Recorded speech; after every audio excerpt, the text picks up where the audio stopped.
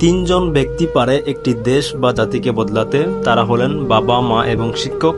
Fail করে কখনোই হতাশ হবেন না, কারণ ইংরেজি শব্দের ফেল মানে ফার্স্ট অ্যাটেম্প ইন লার্নিং, অর্থাৎ শেখার প্রথম ধাপ।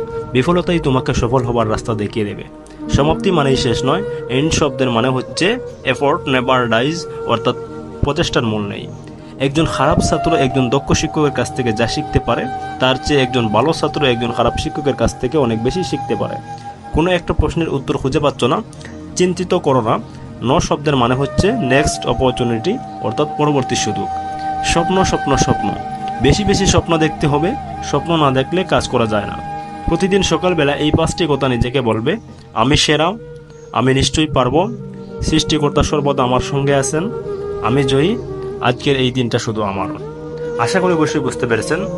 ধন্যবাদ সবাইকে। আসসালামু আলাইকুম।